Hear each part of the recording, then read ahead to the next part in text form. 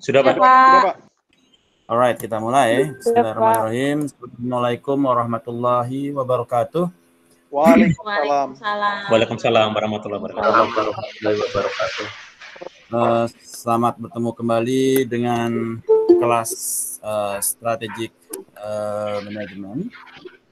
Dan pada hari ini kita akan membahas chapter kedua dan ketiga terkait dengan external environment dan internal environment. Alright. Okay, so seperti yang sebelumnya pernah kita bahas, bahwasanya di dalam external environment dan internal environment itu konsepnya sama seperti SWOT. Jadi ada strength, opportunity, threat, dan weakness ya. Strength, weakness, opportunity, threat. Opportunity dan threat itu berada di wilayah external environment. Sesuatu yang di luar kita punya kontrol. Sedangkan strength dan weakness berada dari sisi internal environment. Sesuatu yang kontrolnya is within ourselves. Okay. Alright. Kemarin kita sudah melihat secara manajemen proses. Secara manajemen proses itu terdiri dari external environment dan internal environment itu membentuk kepada visi dan misi dari perusahaan, ya. Di mana di dalam menentukan visi dan misi dari sebuah perusahaan itu kita mesti memahami apa yang menjadi opportunity, apa yang menjadi pandemi, apa yang menjadi resesi, apa yang kondisi unemployment rate, ya, dari sisi external environment. Kemudian memahami juga internal organization, ya, dari sisi core resource, core competencies, competitive advantage dan sebagainya, untuk membentuk apa yang menjadi visi, objektif dari sebuah organisasi. Jadi materi kita di dalam external dan internal environment itu adalah untuk menentukan apa yang menjadi objektif dari sebuah organisasi. Oke. Kemudian dulu. Nah, ada 7 areas yang menjadi overview di dalam external environment, ya. Pertama adalah the firm external environment itu sendiri, kemudian industry environment, ya, kemudian activities di dalam external environment, kemudian segmentasi dari environment, 5 forces, kemudian strategic group dan competitor analysis. Ini akan kita ulas di dalam perkuliahan hari ini. Alright. So, saya mengambil contoh di textbook yang kita miliki, yang kita sudah miliki, itu terkait dengan perusahaan Philip Morris International, ya. Ada yang tahu tidak? Ini Philip Morris itu perusahaan apa ya? Rokok, Pak, rokok. Yes. Tobacco, Pak. Rokoknya mereknya apa? Marlboro, Pak. Iya, Marlboro, Pak. Alright. So, Philip Morris sebagai perusahaan rokok yang berada di top 30 market share di dunia, ya. Mereka mengimplementasikan berbagai macam strategis sebagai antisipasi dari future external environment condition, ya. Jadi mereka melihat secara future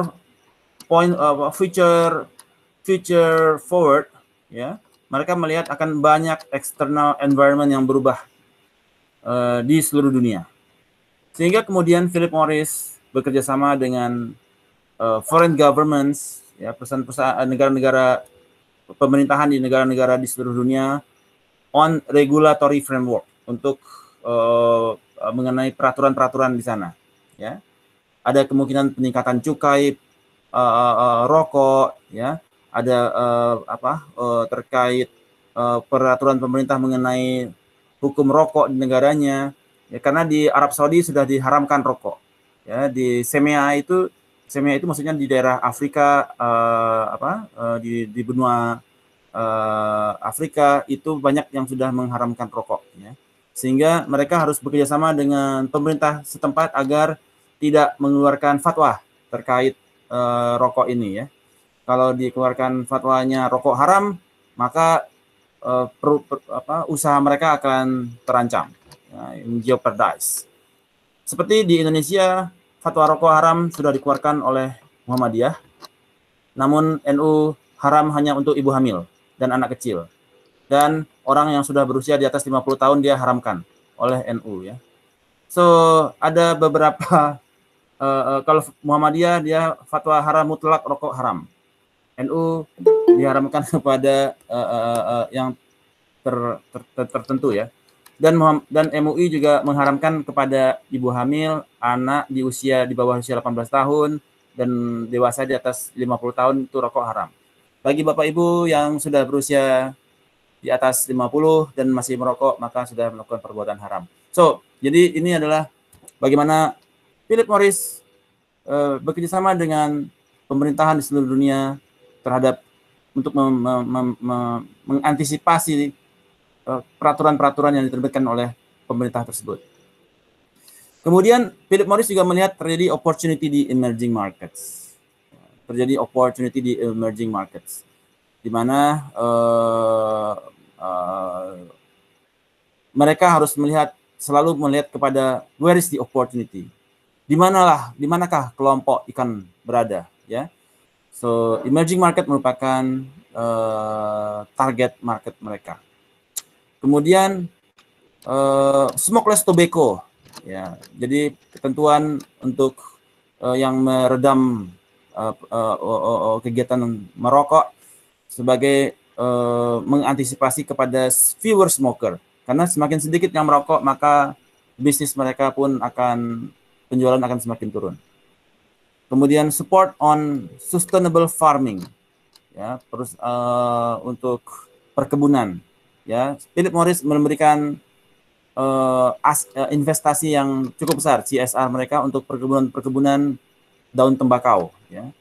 Seperti misalkan di Sumatera Utara, di Irian Jaya, di Jawa juga di Kalimantan, perkebunan tembakau mendapat subsidi atau mendapat bantuan CSR dari Philip Morris. Kemudian waste reduction in manufacturing. Jadi mereka juga mengantisipasi terhadap threat dari waste yang mereka timbulkan, sehingga mereka melakukan kegiatan waste reduction. Jadi secara proses mereka lakukan perbaikan di dalam kegiatan pabrikan mereka. So, ini bagaimana Philip Morris mengantisipasi opportunity dan threat di dalam kegiatan bisnis mereka. Ya. Kapish? Pronto, Pak. Alright. Pronto, Pak, pronto. So,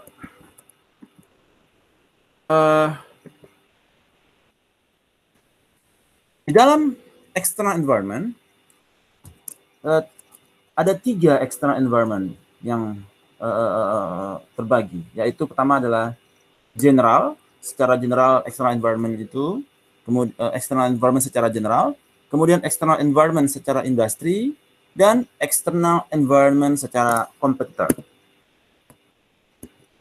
Secara general, itu external environment itu terbagi atas satu terhadap kondisi economics, ya, demographics, politics, teknologi, global, socio-cultural, dan physical. Ya.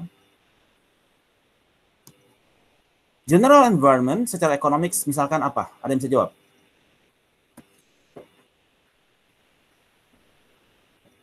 apa yang menjadi general environment secara economics?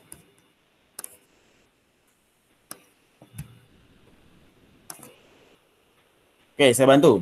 Satu. Kondisi makro Pak, mungkin izin. Yes, Di makro. makro suatu negara Pak, jadi dari sisi pendapatan per kapita, PDB-nya seperti apa gitu. Yes, ada GDP di sana, ada balance of payment, ada Politik, Pak. oh, nanti politik berbeda. Secara ekonomi kita ada GDP, ada consumption, ada investasi, ada balance of payment, ya. Pajak, Pak. Pajak masuk kepada mikro. Baik. Secara makro itu di unemployment, yaitu kepada makro. Right. Resesi itu secara ekonomi. Jadi kita juga melihat, oh kondisi GDP kita kayak gimana, going down. Resesi bagaimana terjadi, going up. Unemployment bagaimana, going up. Ya. Consumption bagaimana, going down. Investasi bagaimana, going down. So that is the economic, the external condition, the general condition, the general environment of economics. Jadi kita melihat, oke, ini yang menjadi external environment. Yang kedua, secara demographics. Ada yang bisa jelaskan nggak? Secara demografis ini kita melihat secara apa ya? Jumlah pria wanita, Pak, untuk konsumennya. Alright, jumlah pria wanita bisa, ya. Apalagi? Umur Pak, usia dari usia produktif dari suatu penduduk suatu negara, kemudian juga sebaran penduduk di daerah tertentu. Yes, betul sekali. Jadi kita ada bonus demografis, ya, di mana usia milenial sekarang populasinya sangat besar, ya. Kemudian ke atas dia semakin mengerucut, ya. Nah, jadi kita mendapatkan bonus demografik, ya. Jadi jadi ada demografi itu ada gender, ada ages, terus dia di dalam itu ada ke dalam label yang mana, millennials, baby boomers, Gen X, Gen Y, gitu ya. Kemudian income, ya, bagaimana secara income kita di level millennials, di level baby boomers, di level Gen X, Gen Y. Nah, kemudian secara education, ya, education juga menjadi kondisi demografi. Sekarang rata-rata pendidikan kita berada di level apa, gitu kan? Dan dengan kondisi pandemi, banyak pendidikan yang terganggu, ya, banyak bisnis orang tuanya yang going down, sehingga anaknya juga berhenti sekolah. So jadi demographics, bagaimana kondisi demografik sebuah negara, ya. Jadi berbeda negara, berbeda demographic situation. Kayak Jepang, di sana di Jepang orang malas kawin, ya, karena mereka biaya hidup mahal, ya. Jadi hobinya mereka pacaran aja gitu, nggak kawin-kawin. Kalau di Indonesia kita anaknya makin banyak anak, makin banyak rezeki. Jadi orang bercita-cita punya anak banyak, gitu ya. Entah kalau Bapak Ibu memiliki pendapat yang berbeda, ya. Kemudian dari sisi income, so ini merupakan bonus demografi secara external environment. Kemudian secara global, apa yang menjadi kondisi global saat ini? Secara general environment, secara global apa yang terjadi di dunia saat ini? Ada yang bisa jawab?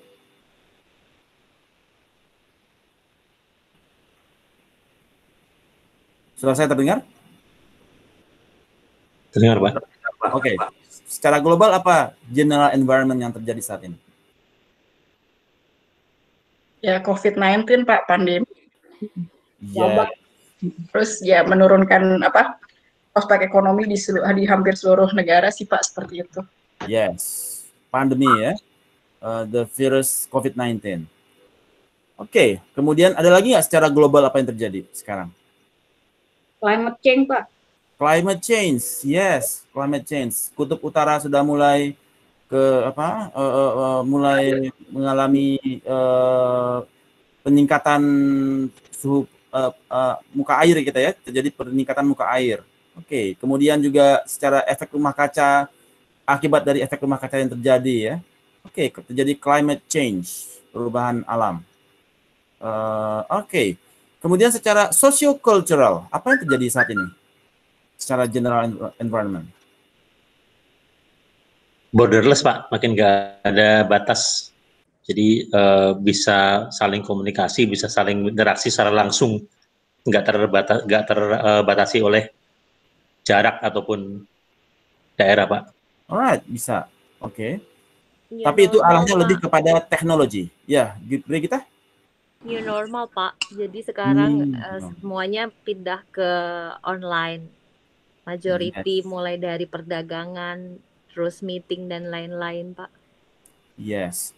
Jadi bagaimana the condition dari yang kita sebelumnya offline menjadi online, dan bagaimana itu merubah kepada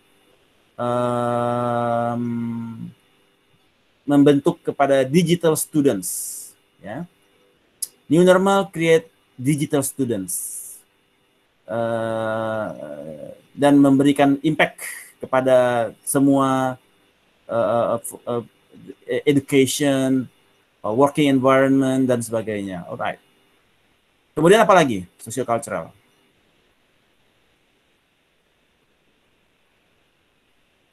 Adaptasi kebiasaan baru Pak. Sudah tadi new normal. K-pops, ya. Socio-cultural. Kita semua mengidolakan cewek Korea, ya. K-pops, BTS, itu juga socio-cultural, ya. Jadi kita drama Korea, drakor ini ya, drakor fans gitu ya, juga menjadi socio-cultural. Kemudian next kita lihat secara technological, apa yang terjadi secara external environment? Apa yang terjadi dengan 5.0 community, Pak. Yes. Dulu kita masih pakai kalau kita pakai handphone itu apa? 4G ya. 4G sekarang it is going to be 5G. Sehingga speed and secara teknologi semakin memberikan kemungkinan yang lebih percepatan ya. Kemudian juga dengan adanya ICT, Internet Communication Technology yang tadi disampaikan Pak Arief. Jadi seluruh function sekarang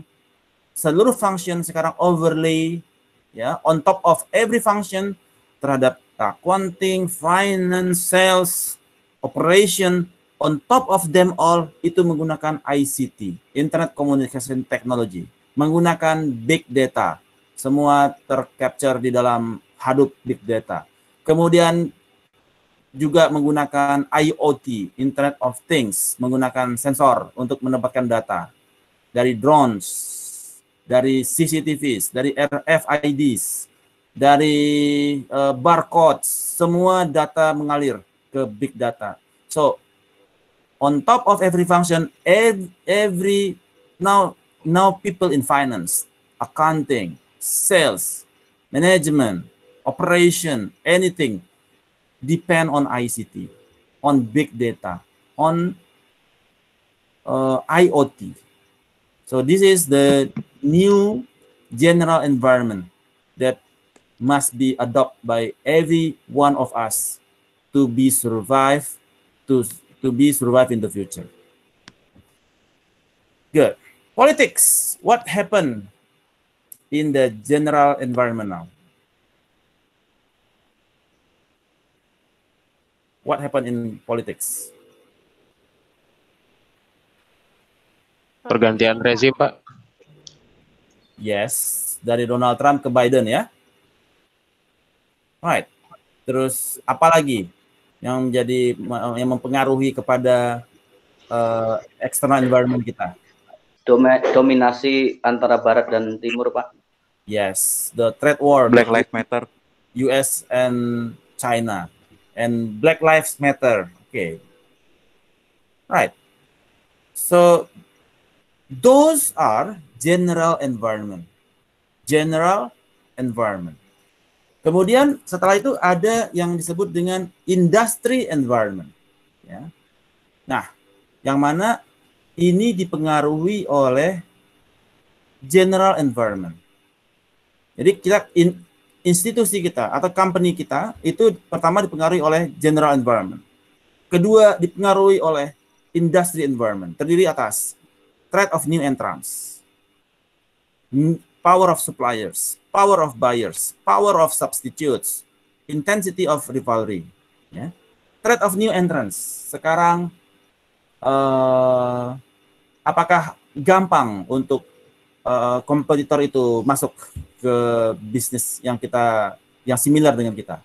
Misalkan Anda sekarang Krakatau Steel. Apakah ada threat of new entrants saat ini? Ada Pak, dari Cina Pak, dari RRC. China Steel. Ya. Ya. Dari Nippon Steel. Dari POSCO. Ya.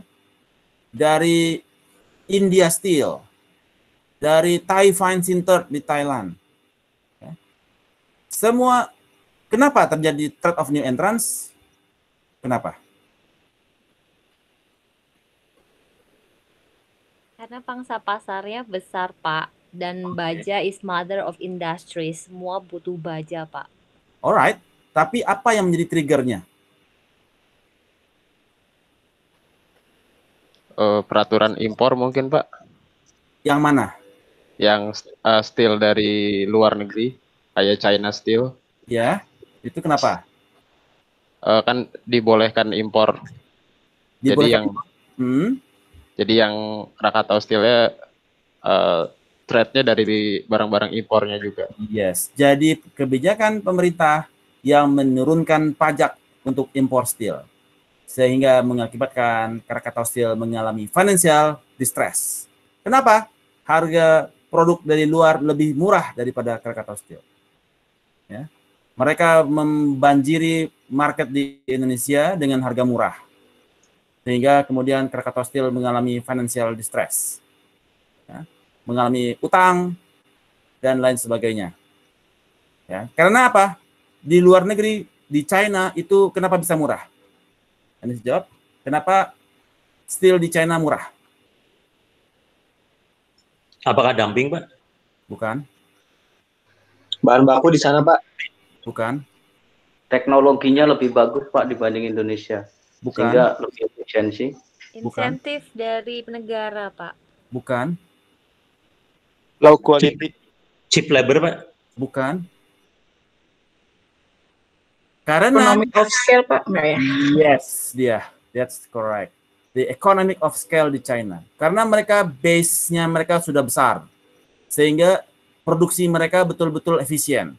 Karena jumlah konsumsi di China sudah sangat sedemikian besar, pabriknya mereka economic of scale, full capacity. Sehingga teoric economic of scale adalah semakin besar order, semakin tinggi volume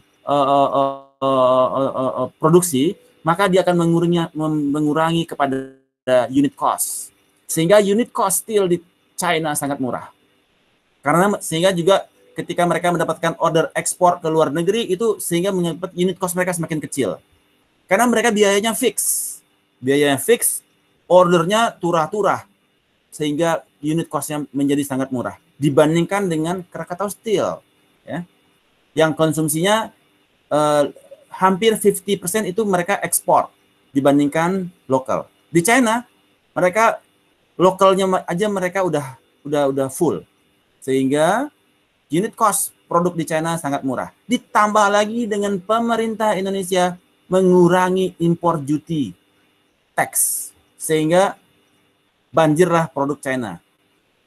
So ini mengakibatkan threat of new entrants kepada pelaku pasar di Indonesia seperti Krakatau Steel. Threat of new entrants. Dipermudah masuknya barang-barang impor dari China. Walaupun sekarang captionnya adalah bencilah kepada produk luar negeri.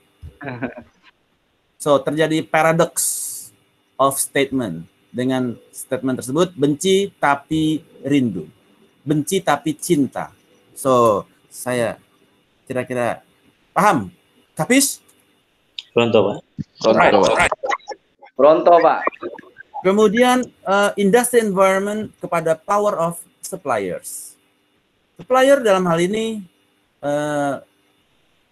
kalau di dalam supply chain management, Anda sebagai organisasi atau company, Anda memiliki di sebelah kiri Anda memiliki supplier, di sebelah kanan Anda memiliki buyer. Ya. Kapan supplier memiliki kekuatan yang besar? Dia the Ketika only one. barang langka, Pak. Karena barangnya mereka diferensiasi produk ya, ada produk-produk yang berbeda ya.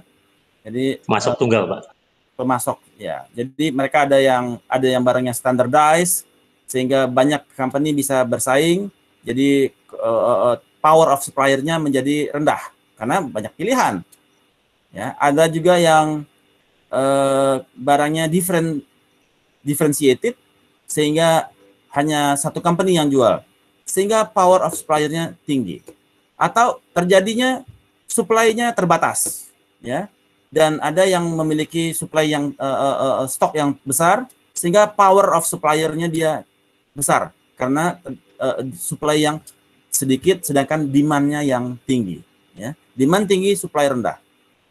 Ya, so ketika kita lockdown, seluruh negara lockdown, dari sisi pangan, semua negara pada tutup pintu ekspor. Karena mereka mau mensuplai pangan mereka sendiri. Sedangkan Indonesia memberikan kepada RNI, Raja Wali Nusantara Indonesia, sebagai garda terdepan penjaga pangan Indonesia. Ya. Nah, supplier dari beras ini ada di seluruh tanah air. Ya. Supplier, ada supplier beras. Sehingga supply yang karena ekspor ditutup, impor ditutup, ya terjadi kelangkaan pangan di Indonesia. Pangan Indonesia kalau tidak ada impor hanya kuat untuk berapa bulan, teman-teman? Kalau kita stop impor, pangan kita cukup untuk berapa bulan? Anda tahu tidak? Kira-kira? 3 bulan mungkin, Pak. 3 bulan. Hampir? 2, Pak. Ya. So, Anda bayangkan, ya. Anda bayangkan stok kita cuma cukup buat jaga makan orang se-Indonesia 2 bulan atau 3 bulan. So, bagaimanakah power of supplier? Kalau karena supply-nya sangat sedikit, maka power of supplier sangat kuat sekali. Ya. Sangat kuat sekali. Sebelah kanan kita ada power of buyer. Ya. Jadi kapan buyer memiliki power yang kuat? Bila barang berlimpah, Pak. Iya, barang banjir ya.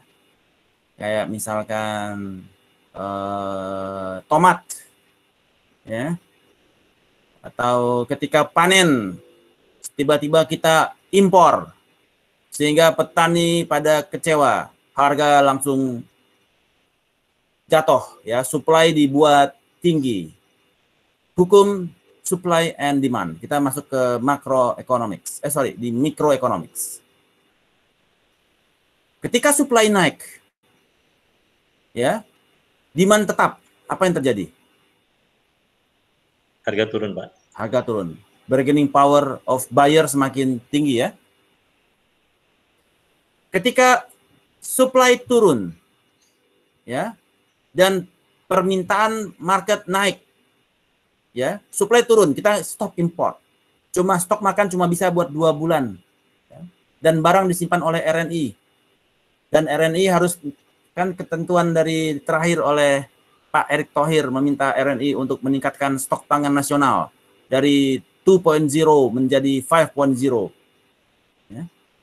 Di mana RNI diminta untuk bertanggung jawab untuk ketahanan pangan nasional. So this is menunjukkan betapa kita selama ini terlena dengan impor dan lupa dengan meningkatkan core kompetensi kita di dalam agriculture, dalam kondisi pangan. So ini menjadi catatan bagaimana pandemi merubah segalanya. Pandemi is a game changer. Every country now trying to survive by themselves. Mereka berupaya meningkatkan stok rasio dari pangan mereka. Dari 2.0 jadi 3.0 jadi 4.0. Dan negara-negara maju juga sekarang tergantung kepada negara-negara emerging market dari sisi agriculture-nya. Ya. So that's it on the power of buyer. Kapish? Pronto, Pak. Kemudian product substitutes. Nah, apa yang dimaksud dengan product substitutes? Ada yang bisa jawab? Sifatnya pengganti, Pak. Misalkan beras dengan produk lain yang mirip beras gitu. Yes, beras diganti sagu, diganti jagung. Ya. So kalau produk, jadi kondisi industri akan semakin tense apabila banyak produk substitute di market. Ada banyak produk KW, ya. Anda beli mobil, terus produk untuk shock breaker-nya ada yang asli dari Kayaba, ada yang KW dari Thailand, KW1, KW2, KW3, itu menyebabkan market menjadi kompetisi semakin tinggi. Ya. Produk substitute. Sekarang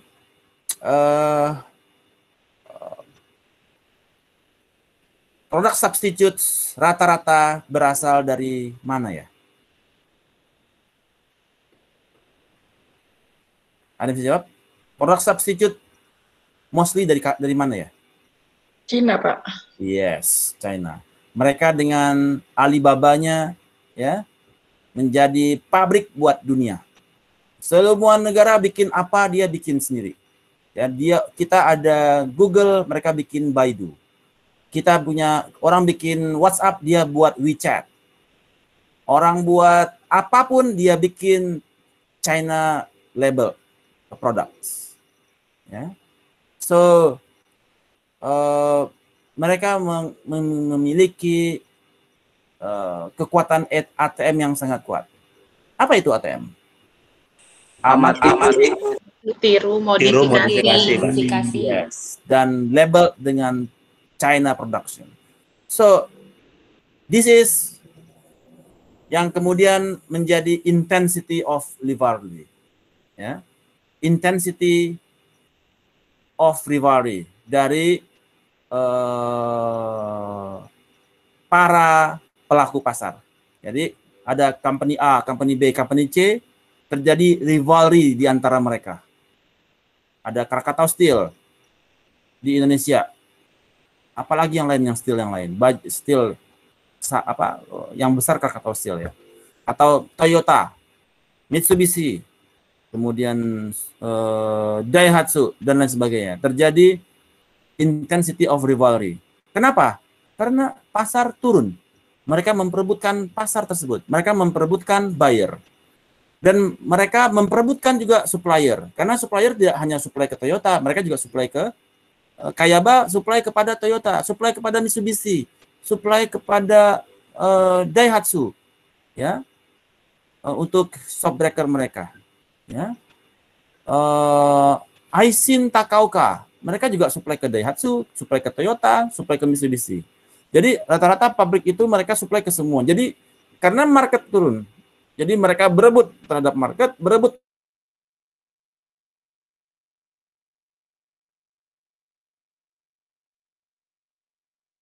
Wuling, gitu ya. Threat of new entrants. Wuling masuk, apalagi yang masuk? ASMK masuk, ya.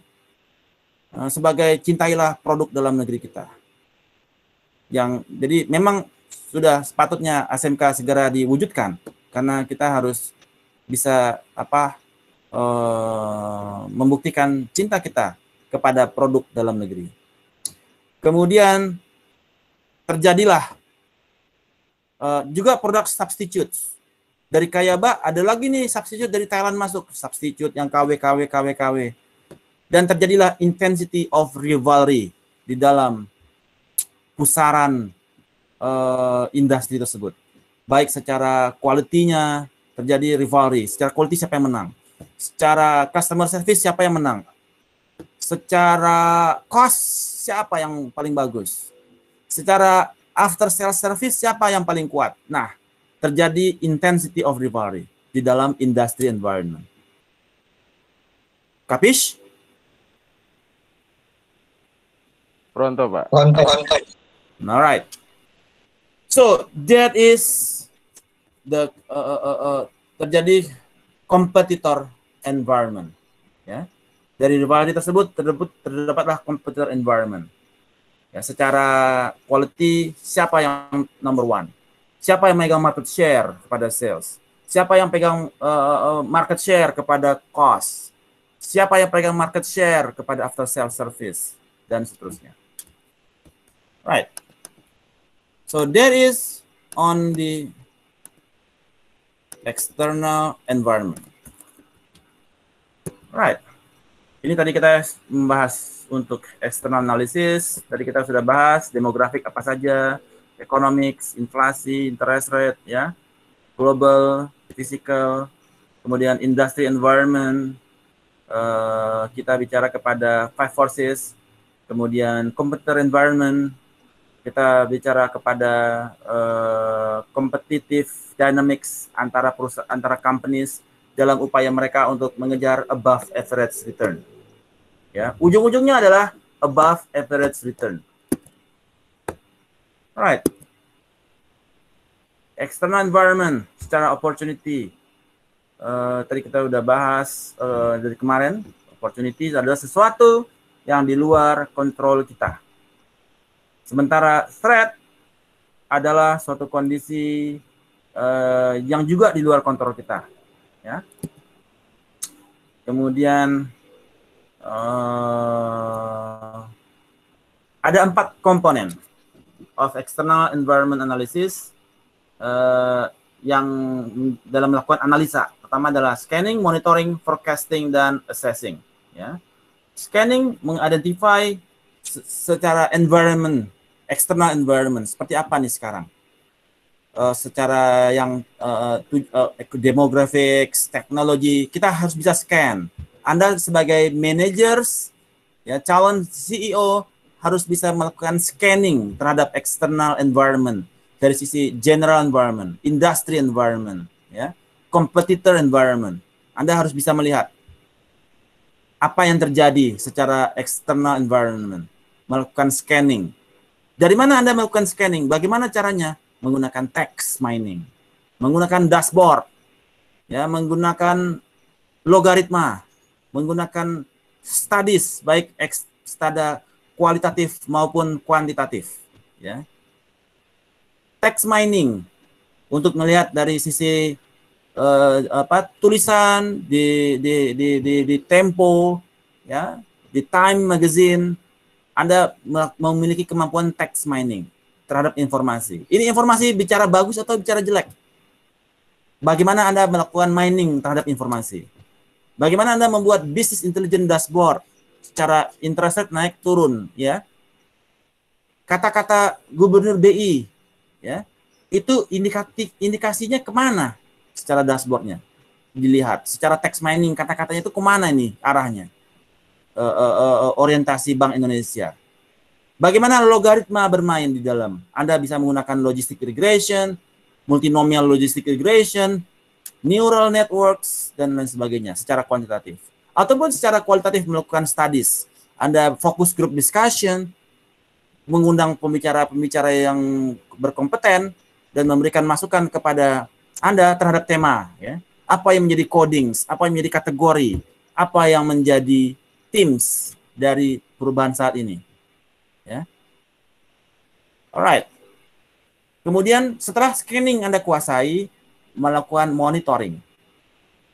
Mana industri yang dengan kondisi external environment seperti ini, mana yang sunset, mana yang sunrise. Dalam kondisi pandemi saat ini, mana yang sunrise? Delivery, Pak. Yes, apalagi?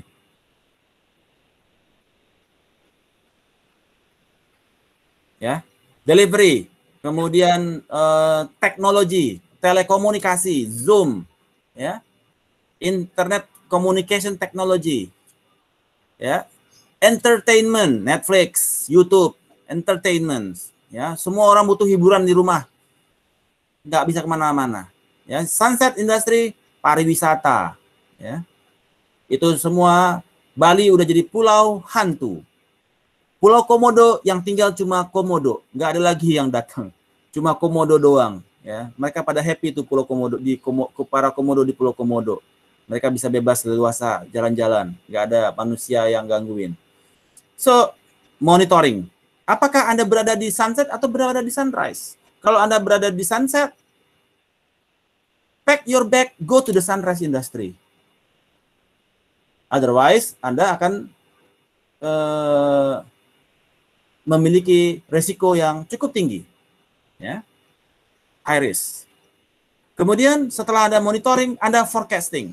Oke, saya forecast. Kira-kira secara ini financial distress atau tidak? Ya, kita bicara financial distress. Ya, dengan kondisi masuknya teknologi A masuk, berbagai simulasi data masuk, teknologi workforce yang diturun, omnibus law segala macam. Dengan kondisi ini, bagaimana forecast ke depan? Apa pola-pola yang terjadi? Apa pattern yang terjadi? Ya, apa yang akan terjadi? So, jadi don't judge a book from its cover. Mungkin sekarang baru cuma sekedar suatu event. Event itu membentuk pattern. Apa yang menjadi forecast-nya ke depan? Event A, event B, event C. Ada membentuk pattern tertentu. Sehingga skenario utamanya apa? Itu yang menjadi forecast. Kemudian masuk lagi event A, event B, event C. Masuk lagi informasi A, informasi B yang menggiring opini publik. So, ini kemana arahnya? Ya. Omnibus law, ini kemana arahnya? So, you need to have a forecasting, future forward mind, melihat situasi saat ini. Agar Anda bisa survive, bisa mencapai above average return. Ya. Kemudian Anda assessing. Ya, assessing untuk determining kapan timingnya. Ya. Kapan saat Anda paddle ombak ke depan.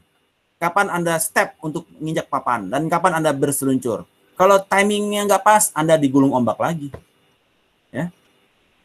It's all about timing. Kalau timingnya udah lewat, kayak kemarin ketika pandemi, bulan April, harga saham jeblok. Timingnya masuk. Kalau sekarang udah gak cocok, udah di atas lagi dia. Jadi kita bisa melihat kapan dia di bawah untuk timing masuk, kapan kita keluar. Kapis? Pronto, Pak. Any question? Oke Pak, saya menanyakan tentang forecastingnya Pak. Yes. Itu menarik terkait dengan contohnya Omnibus Law. Itu apakah ada kemarin kan yang memang dikritisi oleh beberapa teman-teman buruh maupun yang lain itu terkait dengan titipan pasal gitu sih Pak. Itu dari pemerintah memang tidak ada filter atau memang agak susah ya kalau ketika pemerintah masih seperti itu. Ada beberapa kepentingan dari perusahaan maupun dari yang asing, Pak. Itu seperti apa penjelasannya, Pak? Terkait dengan ini kan untuk perencanaan ke masa depan. Harusnya kita jangan sampai seperti investasi terkait dengan freeport, kan kita memang sangat dirugikan. Itu sih, Pak. Alright, saya menjawab secara umum. Jadi kita harus teliti di dalam Omnibus Law. Teliti dalam tanda kutip bahwasanya akan ada opportunity dan threat di dalam. Apa yang menjadi opportunity di dalam Omnibus Law, apa yang menjadi threat.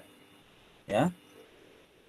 apabila externalities atau sesuatu informasi atau data yang dari luar ini, kebijakan-kebijakan externalities ini, pasti ada yang positif externalities dan ada juga yang negatif externalities. Selama positif externalities-nya lebih besar daripada negatif externalities-nya, maka kita masih terhadap kita punya bisnis, terhadap kita punya company, bahwasanya hitung-hitungan positif externalities kepada kita lebih besar daripada negatif externalities, maka kita masih bisa mencapai above average return. Tetapi apabila positif externalities dari omnibus law lebih rendah daripada negatif externalities-nya, maka kita akan sangat berat mencapai above average return.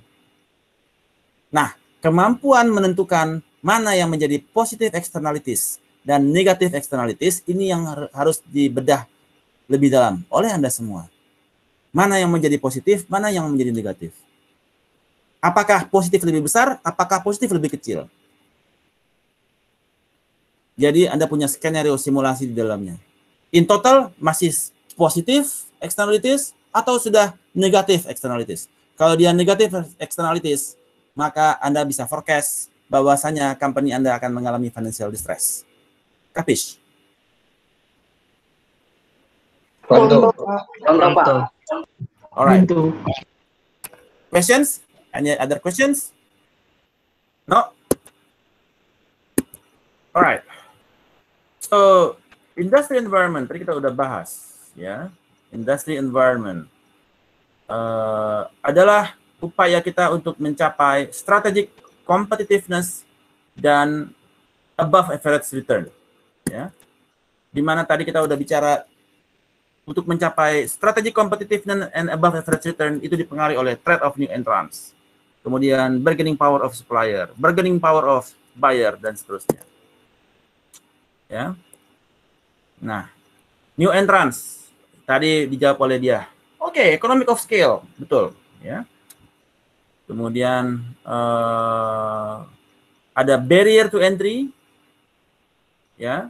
Kemudian ada lagi expected retaliation, ada perlawanan dari Krakatau Steel. Ya. Barrier to entry-nya adalah economic of scale. Kemudian product differentiation, switching cost. Bagaimana orang nggak gampang untuk pindah dari Krakatau Steel ke China Steel. Ya, dia harus cek dulu ini barangnya bagus atau tidak bagus dan lain sebagainya. Tetapi karena dia economic of scale-nya dia tinggi, sehingga orang nggak mikir switching cost. Udah deh, karena sekarang Indonesia udah price sensitive market, nggak ngelihat lagi kepada quality. Ya, lihat kebijakan yang terbaru untuk tax kepada manufaktur otomotif. Jadi hanya kepada yang memiliki lokal konten berapa persen? 60 ya? 70, Pak. 70%, ya. Nah, lokal konten 70%. Hanya berapa company saat ini?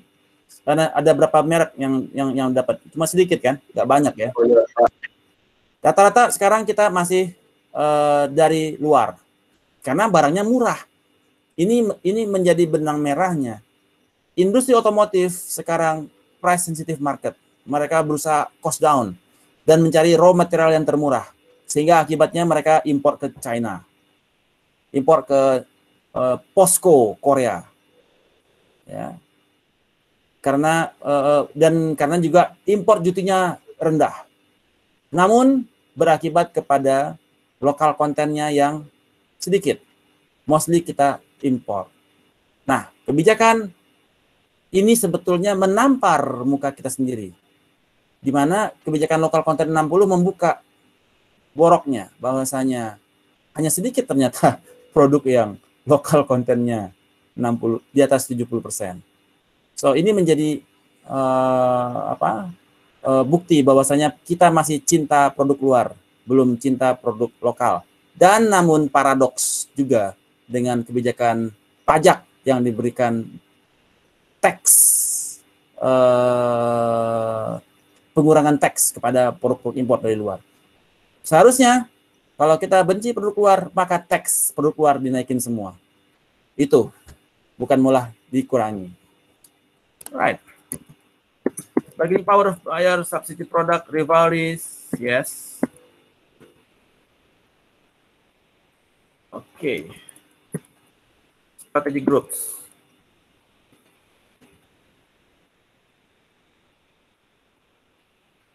Alright. Dan kemudian untuk melakukan competitor analysis. Jadi kita tadi industri general sudah, industri sudah. Kemudian kita bagaimana kita menganalisa competitor analysis. Ya. Competitor analysis itu bisa berdasarkan macam-macam metode. Salah satunya adalah berdasarkan response. Kita lihat what will our competitor do in the future. Where do we hold an advantage over our competitor? Dan how will this change our relationship with our competitors? Jadi competitor analisis komponen dibagi kepada 4 berdasarkan future objectives, current strategy, assumption, dan capabilities. Ya. Future objectives, apa yang menjadi cita-cita kompetitor kita? Mereka mau apa ke depan? Tesla. Jadi sekarang dengan adanya Tesla sebagai mobil listrik, ya, future-nya kemana sekarang? Future-nya adalah kalau Anda melihat Tesla ke depan semakin bagus, ya, mobil semakin bagus, apa yang menjadi future objektif Anda?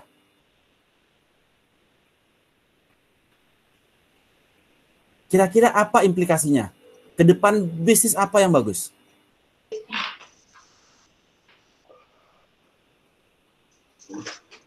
Apa kira-kira bisnis ke depan yang bagus? Baterai, Pak.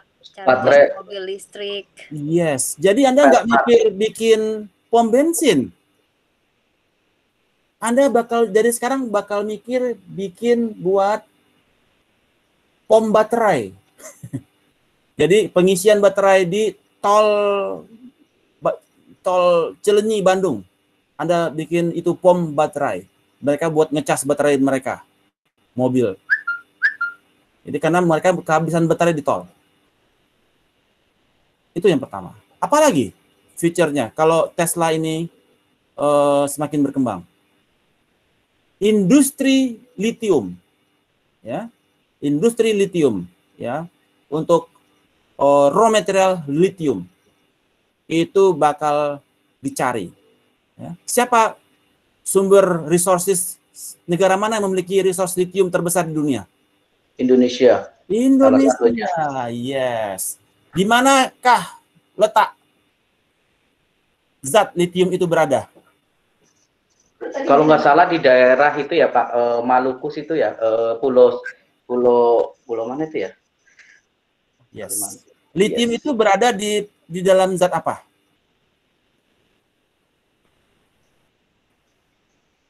Karbon. Jadi wilayah yang memproduksi karbon itu dia juga memproduksi kepada lithium. So this is the new future. Nah, so Anda melihat kompetitor analisis komponen itu melihat apa yang menjadi kompetitor Anda lakukan. Oh, ada Tesla nih. Kalau Tesla ini maju, ini bakal banyak pom listrik, pom baterai di jalan. Dan pom baterai itu sumber dayanya dari mana? Dari lithium. Lithium itu ada di mana? Di karbon. Karbon itu ada di mana? Di mana negara-negara, wilayah-wilayah di Indonesia memproduksi karbon? Ada di Bangka, Belitung, di Maluku, dan sebagainya. Ini yang perlu pemerintah garap. Dan sekarang digarap nggak? Digarap, Pak. Sudah ada rencananya?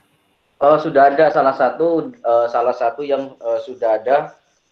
Itu tahap proses negosiasi ya Pak, kalau nggak salah informasinya, terkait dengan larangan ekspor, dan kedua memang sudah ada penjajakan di beberapa company ya. Ternyata kemarin kan agak ramai ya dengan Tesla. Tesla itu akhirnya membuat pabriknya ada di India. Ternyata kan kerjasama kita sebenarnya ke baterainya gitu sih Pak. Kalau saya baca dari beberapa jurnal gitu Pak. Oke. Nah, Apakah ini ada di dalam Omnibus Law?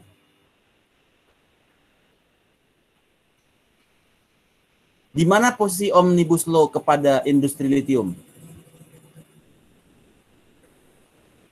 So this is what you need to understand. The positive externalities dan negative externalities dari suatu kebijakan kepada future oriented industri ke depan. Apakah Omnibus Law mengakselerasi kepada bisnis baterai ini atau bisnis lithium ini, atau malah memperlambat?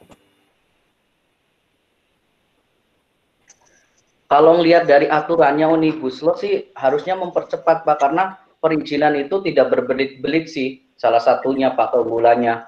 Memang untuk kelemahannya di karyawan itu sendiri untuk menjadi karyawan tetap agak susah sih Pak. Alright. Itu aja. Tapi secara aturan itu lebih gampang, dan itu memang yang selama ini menghambat investasi yang ada di Indonesia sih Pak. Alright. Terkait Artinya dengan perizinan. positive externalities. Good. Nah, this is yang kita perlu forecasting ke depan, ya. Sehingga ketika Anda menentukan mau arah mana nih bisnisnya saya nih, ya. So you can forecast the future. Kemudian setelah kita tahu future orientednya, kita pelajari mengenai current strateginya. Seperti apa mereka current strateginya? Oke. Kemudian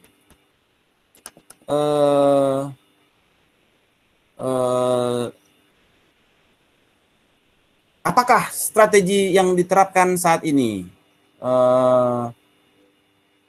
itu Anda masih bisa compete dengan mereka, atau Anda perlu melakukan respons terhadap current strategi mereka agar Anda bisa mempertahankan above average return? Kemudian assumption, bila terjadi event-event tertentu, apakah yang akan terjadi? Ya, kalau misalkan dilarang untuk memproduksi atau mengolah karbon yang menghasilkan lithium, ada polisinya yang mengatur seperti itu, apakah yang akan terjadi? Apabila ada peraturan terkait begini-begini, seperti itu, ada asumsi terjadi event-event di tengah jalan, what will happen? Oke, karena we don't know, because there ada rivalry kan, ada rivalry among competitors. Ada Toyota rivalry dengan Tesla, ya. Kalau Tesla maju, Toyota demand bakal turun, betul tidak? Betul Pak. Karena Ya betul Pak. Demand Tesla naik, artinya demand Toyota turun. So sehingga masih ingat nggak dulu ketika kita dulu ada yang salah satu anak bangsa yang membuat mobil listrik, siapa dulu itu ya? Kemudian mobilnya diproduksi oleh Malaysia. Ada ya? Siapa dulu? Masih ingat tidak? Ada dulu kalau nggak salah dari Jawa Timur tuh, anak didiknya Dahlan Iskan.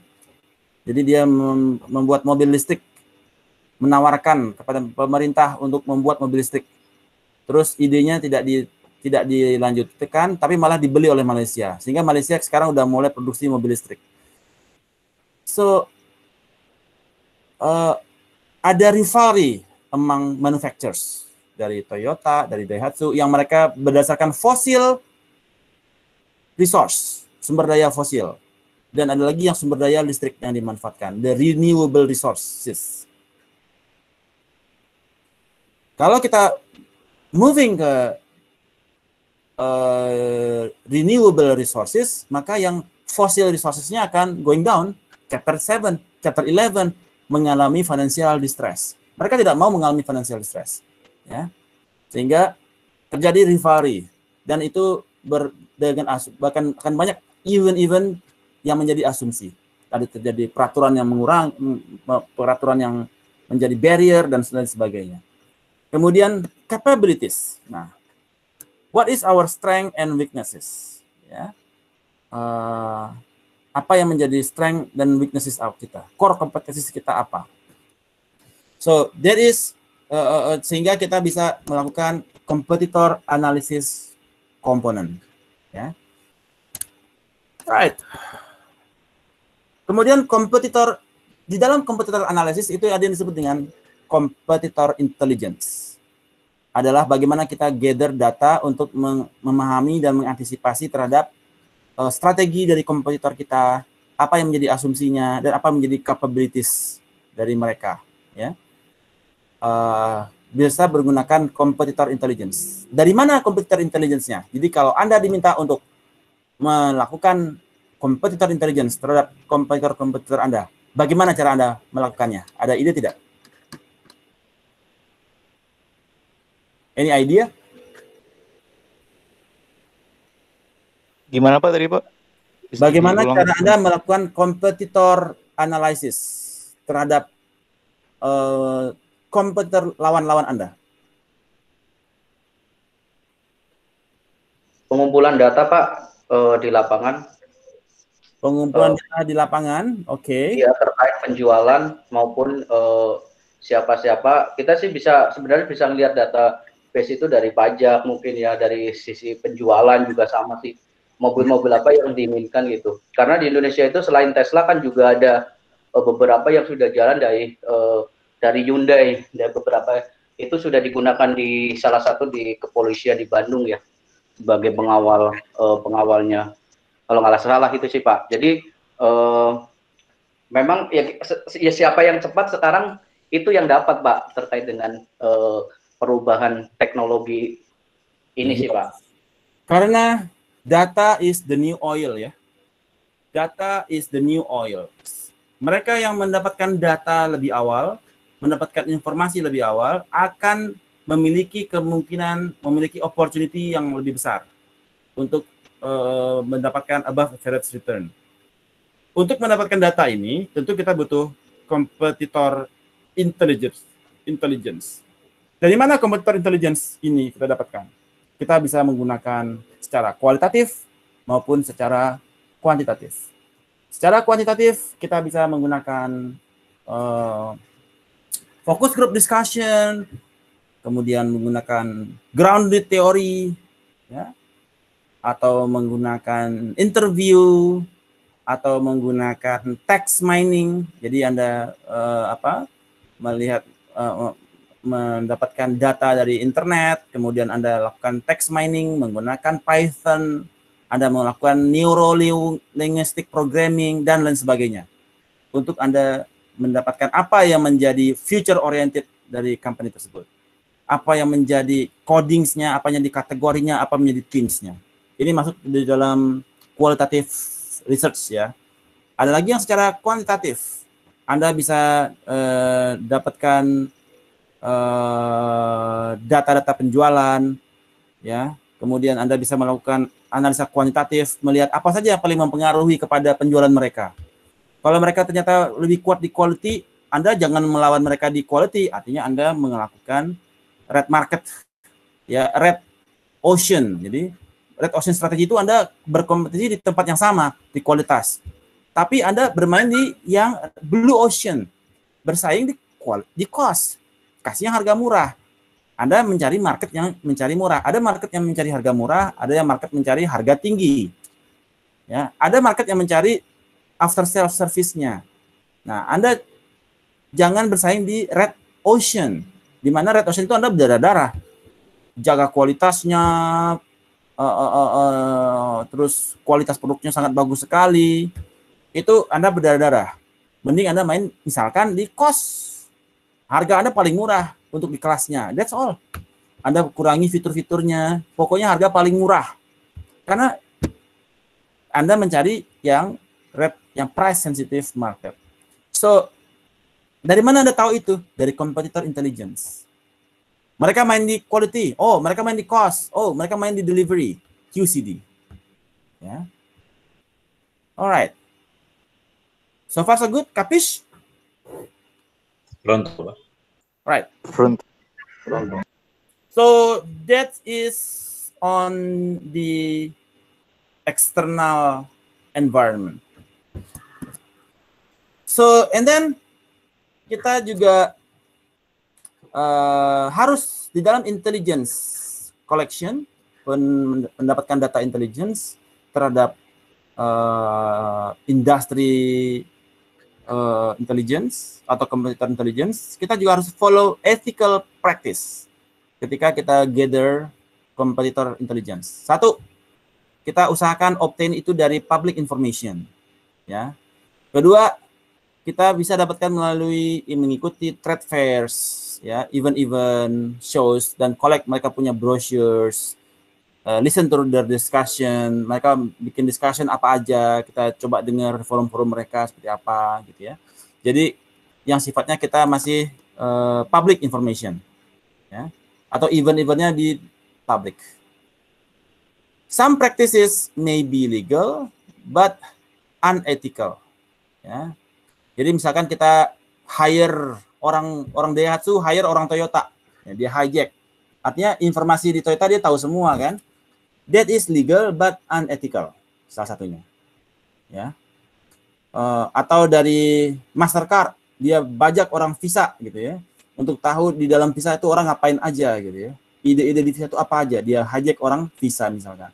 That can also be unethical. Unethical tactics may include blackmail, ya, atau trespassing. Kita dengan adanya sekarang hacker, kita bisa masuk ke semua website. Jadi saya pernah melihat di depan mata saya sendiri seseorang gitu ya, ahli IT, dia menyedot data sebuah website. Jadi Anda mau website apa yang mau saya sedot? Website A. Kemudian dia ketik website A, dia klik enter, semua data disedot, data penjualannya, data ini yang ada di website tersebut. Karena datanya kan tersimpan di cloud gitu ya. Dia tinggal sedot.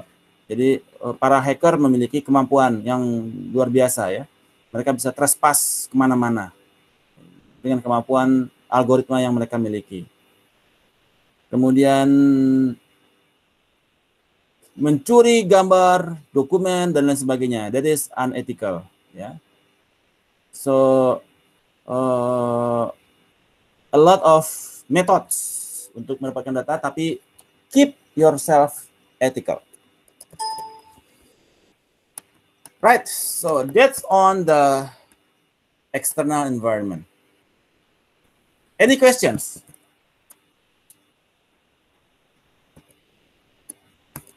Any questions?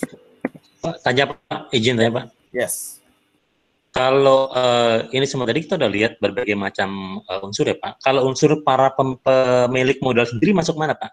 Pemilik modal, investors. Investors itu ada di di economics. Baik Pak, economics Pak ya. Economics, karena GDP merupakan consumption ditambah investasi, ya, ditambah balance of payment, ya. Konsumsi adalah produk yang dikonsumsi oleh masyarakat, jadi terus kemudian investasi yang ditanam melalui baik PMA ataupun lokal, dan juga dengan balance of payment, ekspor dan import. So that is on the economics. Right. Questions?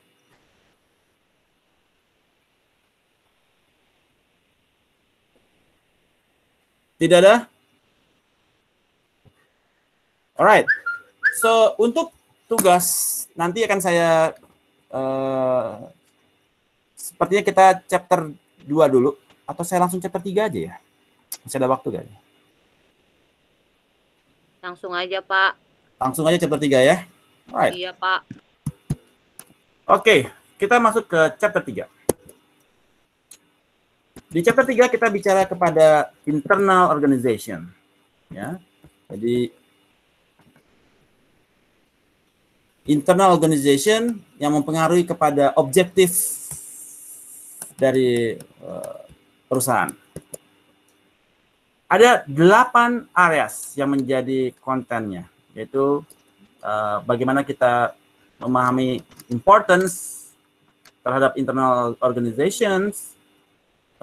Sebentar. Internal organization itu terbagi atas resources, capabilities, core competencies, dan competitive advantage. Ini yang menjadi internal organization.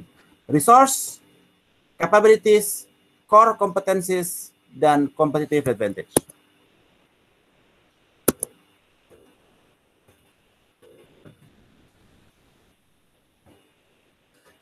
Jadi resources itu terdiri dari tangible dan intangible resource.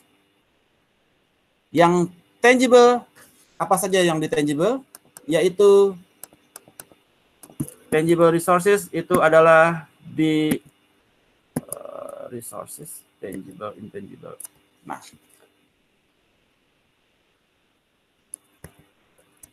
tangible resources merupakan aset yang bisa dilihat, di-touch. Seperti misalkan facilities, machineries, ya, kemudian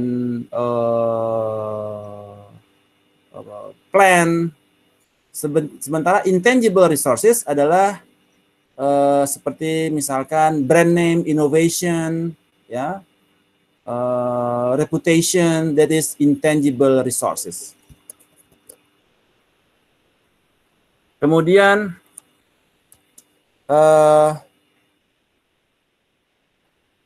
financial resources itu juga kepada tangible, ya, financial resources. Kemudian organizational resources, ya, intangible, karena adalah kemampuan perusahaan untuk melakukan planning, control, dan coordinating the systems. Physical resources, tangible, yaitu plan, equipment, raw materials, access to raw materials, and technological resources adalah tangible, karena seperti stocks of teknologi yang mereka miliki seperti patents, copyright, and trade secrets. So, resources ini dia membentuk kepada capabilities, ya, capabilities, kemampuan dari sebuah organisasi. Apa yang dimaksud dengan capabilities? Capabilities.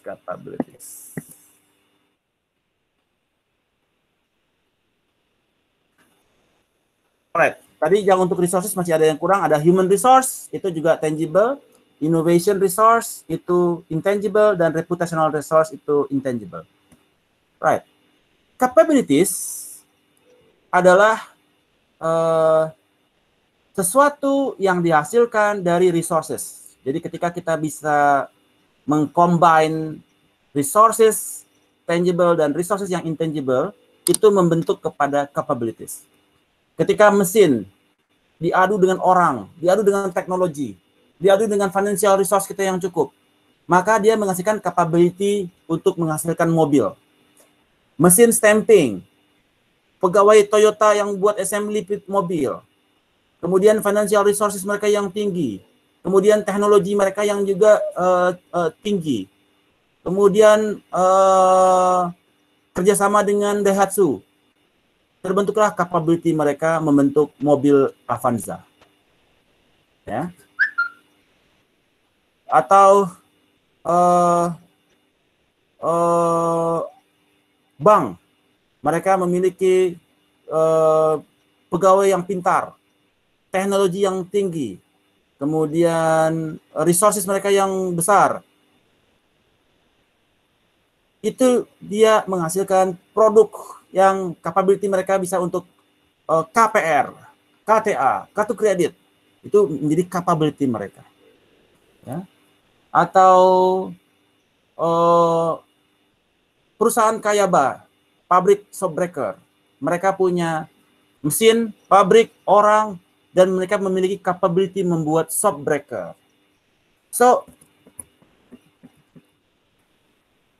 resources tangible dan resources yang intangible membentuk kepada capabilities. Nah, namun capability ini, jadi setiap perusahaan ada capability, tetapi mereka capability ini apakah menjadi core kompetensi mereka atau tidak? Itu harus mereka pikirkan. Apa yang dimaksud dengan core competencies? Core competencies adalah kondisi ya di mana capability tersebut adalah valuable. Jadi capability itu menjadi core competencies apabila capability itu dia valuable, memiliki nilai jual yang tinggi, rare, jarang, costly to imitate, susah ditiru, dan non-substitutable capabilities, susah untuk disubstitusi. Ya. Di mana konsep bila keempat hal ini tercapai, maka itu menjadi core competencies. Ya. Karena valuable, rare, susah ditiru, dan non-substitutable. Sehingga terjadilah core competencies dari sebuah produk. Ya. Nah, bagaimana kita discovering core competencies tersebut? Tadi ada 4 kriteria, yaitu valuable, rare, costly to imitate, dan non-substitutable. Dan kalau berdasarkan value chain analysis, ya, bila kita fokus kepada core, maka yang other kita outsource. Jadi Anda fokus kepada core kompetensi Anda. Jadi di luar core kompetensi Anda, sebaiknya Anda outsource saja. Misalkan tenaga satpam di outsource, ya, karena Anda fokusnya kepada core kompetensi Anda untuk bikin mobil. Jadi Anda nggak perlu fokus ke satpam, satpamnya outsource. Kemudian untuk apa? Bersihan outsource. Untuk misalkan untuk gedung atau apa? Fungsi-fungsi yang lain yang tidak di dalam core Anda, ya udah Anda outsource aja. Accounting di outsource. Tapi yang core kompetensinya Anda untuk production mobil, ya itu harus Anda pertahankan menjadi core Anda. Setelah itu, setelah kita bisa menemukan core competencies ya dari capability kita itu, tujuan berikutnya adalah mencapai competitive advantage.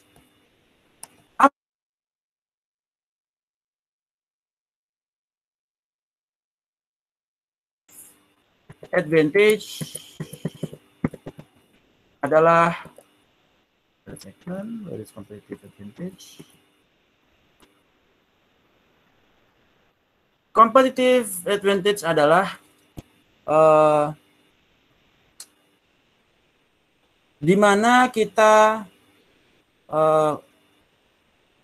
capability yang kita miliki itu menghasilkan competitive parity yang kemudian mencapai yang disebut dengan sustainable competitive advantage, di mana produk kita itu susah untuk ditiru, ya, kemudian susah untuk ditiru, kemudian dia valuable, jarang, ya, sehingga itu tercapai competitive advantage, ya, sulit untuk dilawan, tercapai competitive advantage. Seperti Avanza dan Xenia, berapa tahun ini mereka bertahan? Karena mereka memiliki competitive advantage, costly to imitate, dan sebagainya. Jadi tercapailah competitive advantage. Yang mana competitive advantage ini bisa membuat company bisa mempertahankan above average return. Ya. Jadi kalau dia parity, itu dia hanya average return. Temporary advantage, above average return, average to above. Sustainable competitive advantage mencapai above average return. Jadi kalau dia masih parity, itu belum mencapai competitive advantage. Kalau baru above average, dari average ke above, itu masih temporary competitive advantage, secara temporary. Tapi kalau disebut dengan sustainable competitive advantage, apabila dia sudah mencapai above average return. Ya. mendominasi market. Bayangkan produksi Avanza dan Xenia per bulan, ada yang tahu tidak berapa ribu? Kira-kira berapa produksi Avanza Xenia per bulan? Rata-rata. 10.000 Pak, kurang lebih Pak, karena penjualannya itu satu bulan kadang mencapai 6 ribuan lebih Pak. Yes, sekitar 10.000. 10 sampai 15.000 ya, dia ranging per bulan berbeda-beda. Pernah fix sampai 20.000 di awal-awal, 20 lebih juga pernah. So, cita-cita kita semua adalah untuk mencapai sustainable competitive advantage. Ya. Mencapai sustainable competitive advantage yang dia above average return. Parity is not in our dictionary, hanya average return. Ya. Temporary advantage dari average ke above average, ya, ranging sana. Sustainable competitive advantage yang menjadi aiming dari Anda sebagai managers dari sebuah perusahaan. Bagaimana Anda mencapai above average return. Yang mana ujung-ujungnya dia akan mencapai strategic competitiveness. Apa yang dimaksud dengan strategic competitiveness? Strategic competitiveness. Strategic.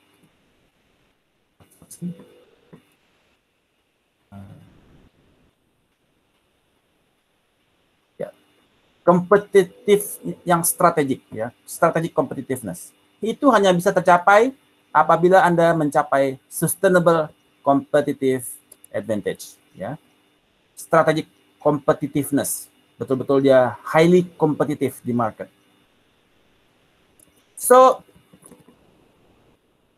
itulah yang menjadi konsep di dalam internal environment yang mana tujuannya adalah mencapai strategic competitiveness, yang mana hanya bisa tercapai apabila sebuah perusahaan berada pada posisi sustainable competitive advantage, yang dia mendapatkan above average return. Maka perusahaan tersebut memiliki strategic competitiveness. Ini dimiliki oleh Toyota misalnya, strategic competitiveness. Kalau di bank, itu Bank Mandiri, ya, strategic competitiveness. Dia terlihat dari sekarang dia yang mendominasi, ya, Mandiri, ya.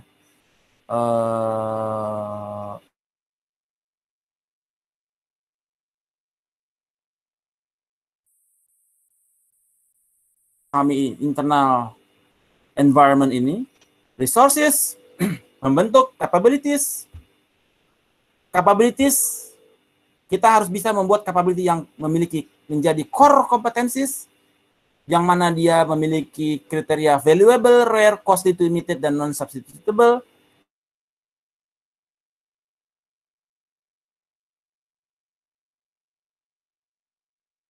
Capai sustainable competitive advantage, sehingga company kita bisa dilabel sebagai perusahaan yang memiliki strategic competitiveness. Kapish?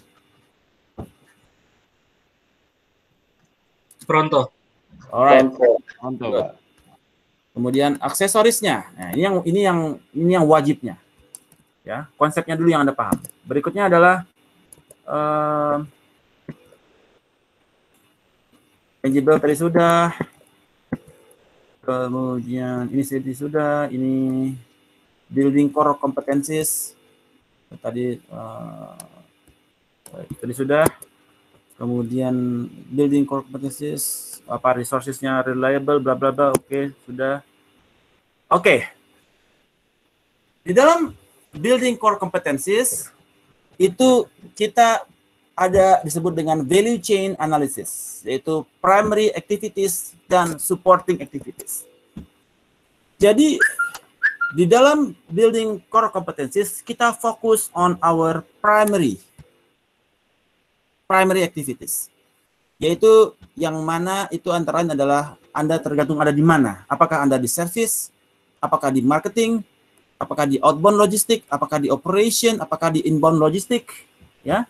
Apa yang ini adalah primary activities Anda. Ya, primary yang dia bersangkutan langsung dengan return. Service, ya. itu menghasilkan return. Marketing and sales menghasilkan return. Barang keluar, artinya barang dijual. Operation, barang masuk, raw material masuk. Ya, ini adalah betul-betul primary activities yang harus Anda jaga sebagai managers. Kemudian ada supporting activities. Ya, supporting activities. Ada infrastruktur, human resource management. Nah, ini adalah faktor pendukung. Ya, faktor pendukung. Kemudian teknologi, ada procurement, semua mendukung kepada kegiatan primary. Ya. So, primary activities dia berkaitan dengan sales. Supporting activities dia berkaitan dengan administration. So, firm mendapatkan above average return only when ketika value yang dia create is greater than the cost to create value. Ya. Cost-nya itu ada di kegiatan primary dan support. Primary activities yang di dalam mendapatkan cost yang murah, kita harus menjaga primary activities dan supporting activities. Dalam rangka, jadi ketika sales kita tetap, bagaimana cara kita mendapatkan above average return dengan mengurangi cost? Ya, kayak kondisi pandemi sekarang, sales turun. Bagaimana perusahaan tetap untung? Dia mengurangi cost. Cost di mana? Di primary activity dan di supporting activities. Right. Kemudian, nah, apabila Anda sudah tahu apa yang menjadi core kompetensi Anda, what about the others? Outsource it. Outsource.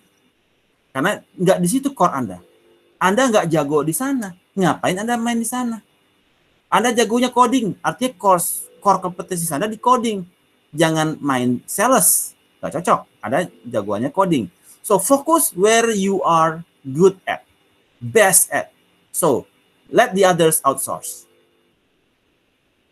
Kapish?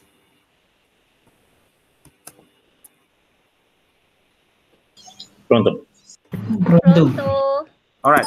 Questions on the internal environment. Any questions?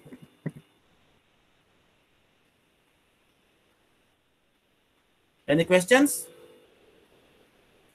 No questions? Sound and clear? All right. So, jadi kita sudah membahas 2 chapter, yaitu chapter 2 dan chapter 3. Berikut tugas untuk minggu depan akan adalah case kita adalah Adidas. So, saya sudah taruh ini case-nya ada di Google Classroom.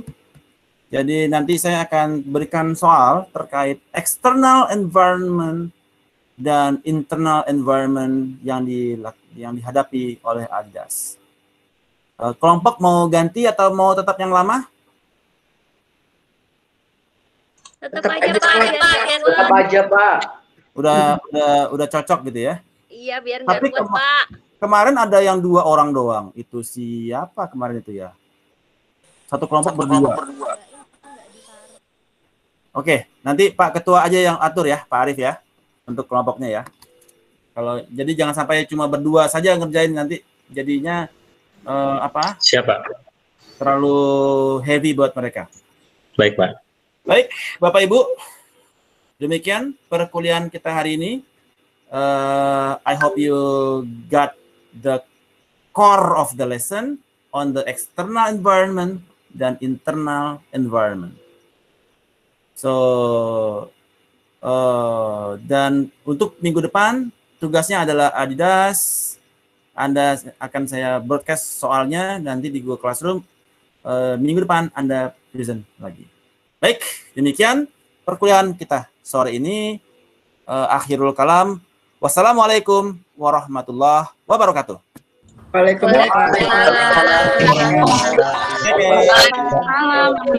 Terima kasih, Pak. Oke, baik, Pak. Terima kasih, Pak. Waalaikumsalam warahmatullahi wabarakatuh.